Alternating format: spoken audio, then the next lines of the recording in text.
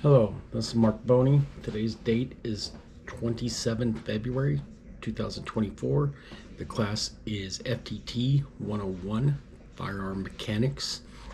We've been studying different operations, the trigger operations, and the concepts, and seeing how simple machines fit into all these. So the first one, the trigger operation, if you watch at about 8 seconds, starting at the 8-second mark, is when the animation starts with the trigger, the sear, and the hammer. All in that, the trigger acts as a lever by pushing the sear, which could be an inclined plane, out of the way of the hammer, allowing the hammer to fall forward and striking the firing pin. The trigger would be the lever, the hammer would be the wheel and axle. In a simple machine, as far as it's got a pivot point, an axis that it rotates on, and the lever being the trigger pushing the sear up out of the way. Again, that would be starting at the 8-second mark and going till about the 30-second mark, maybe a little bit longer.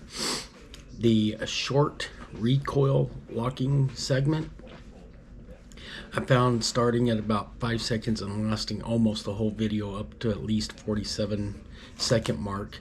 The slide would act as the lever, pushing the barrel down and out of the way. The locking block would be the inclined plane that would hold the barrel down and allow for another inclined plane of the ramp to get up there to push the projectile, the bullet, forward into the barrel. Once that is done, the slide again pushes everything up, pushes the barrel up, and closes it, keeping everything contained for firing. And so that would be your inclined plane as well as your lever. The slide would be the lever, inclined plane would be the locking block for that. The sorry about this. The striker cocking and firing, starting at about 12 seconds to about the 35-second mark, shows how the striker fired operation is done. Again, down in the trigger, you have the trigger safety switch, would be the wheel and axle. It's a part of the trigger that rotates on an axis, bringing it flush with the trigger, allowing you to push the trigger backwards and firing the gun. The trigger bar acts as a lever, which then pushes the sear away, allowing this firing pin and striker to be moved forward by the force of the spring, connecting with the primer and igniting the projectile and sending it out. So again, that would be the wheel and axle would be the trigger safety, and the lever on that would be the trigger bar. Going through the concepts, the ones that I found interesting because I never thought about them would have been the controlled feed versus push fed operation, as far as like how shells are fed into the chamber. Another one would be the unsupported and the supported chambers. Never even thought about that. Never even knew that's why there was an extra little thickness or ring around a shell of like a 45 ACP to speak of. Didn't know that there was a difference between 2-stage and single-stage triggers. A trigger was a trigger. I didn't know that they had different stages. So that one was interesting to me too. Another one that was interesting was the trigger pull. I never thought of the trigger pull being from the center of the trigger to the center of the buttstock that goes up against your shoulder. I didn't think that would be called the trigger pull. To me, the trigger pull would have been the length of the pull of the trigger from start to fire.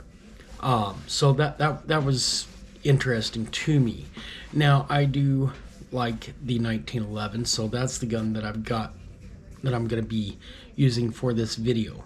I've already got it broken down. I've got my ammo not even near me, not even here. I've just got the gun. As you can see, I've got the slide. I've got the barrel, which is separate from everything else. I've got the frame, and all that's separate. I've even got the springs, and you're gonna have to forgive me on this. I cannot remember the actual term for that, but that's not gonna be part of the video. So in the video, I found that the 1911 uses a control feed, being as it's got a slide, doesn't have a bolt that pushes, so it's controlled with the slide.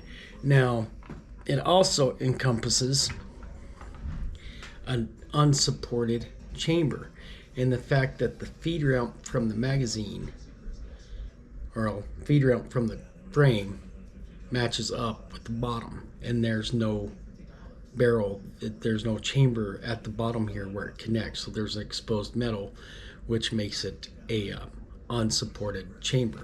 Also, the barrel has rifling, which aids in accuracy as well. So that was something that I didn't know about, was how they measured it and the twist weight rate and all. It also has the hammer fire. It's not a striker fire, so the spring pulls the firing pin away from the projectile until the hammer is released. The hammer, when released, uses that energy, pushes into the firing pin, which ignites the primer on the projectile. So the feed ramp, I don't know if you can see it in this video, right there would be an inclined plane. Now, something else that it uses is a magazine. As you can see, I have the magazine out, and you can see through there. It has to have the magazine. It's the only way you can feed the gun with the ammo. You can't have a clip style system for the 1911. It just, you wouldn't be anywhere to put the clip in and get projectiles in there and have it feed properly. So you do have to have the magazine. That's an important thing. Another important thing, as I mentioned, was the rifling in the barrel. If you didn't have the rifling in there, your accuracy would not be very good. May even cause stray flies, or may even cause the bullet to fall straight out of the barrel. I mean, it won't, but it could. The good thing about having the control feed is everything is encased. Everything is moving forward at a fast rate, to keep everything sealed up and not exposed. Don't see how you could make it a bolt feed. I mean, you probably could, but why would you? It would beat the purpose of having it. So that's my thoughts. That's what I've gotten from this week.